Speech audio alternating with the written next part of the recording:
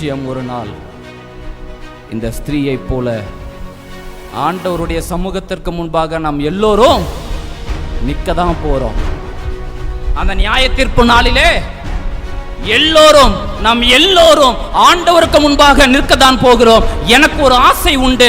எனக்கு அன்பானவர்களே, அந்த நியாய தீர்ப்பின் நாளில் அவருக்கு முன்பாக நின்று இவரே கர்த்தர், இவருக்காகவே காத்திருந்தேன் என்று சொல்லக்கூடிய சந்தோஷத்தின் கூட்டத்தில் நீங்கள் இருப்பீர்களே என்றால் என் தேவனை நான் மகிமைப்படுத்த துவங்குகிறேன். மாறாக மலைகளே குன்றுகளே எங்கள் மீது விழுந்து எங்களை மூடிக்கொள்ளுங்கள். சிங்காசனத்திற்கு முன்பாக வீட்டிற்கு முன்பாக மாட்டுக்குட்டியானுக்கு யார் நிலை நிற்கக்கூடும் என்று தன் மரணத்தை விரும்புகிற மனிதனைப் போல அந்த நாளில் ஆண்டவருக்கு முன்பாக நிற்கக்கூடிய சூழ்நிலையை உருவாக்கி கொள்ள வேண்டாம். எது நடக்குமோ நடக்காதோ, நிச்சயம் தேவனுடைய வருகை உண்டு.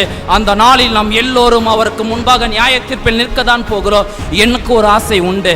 அந்த நாளில் நிற்பதற்கு முன்பாக ஸ்திரீயை போல ஒரு நாள் அவருடைய சமூகத்தில் போய் நின்று விடுங்கள். இரக்கத்தை பெற்றுக்கொள்வோம்.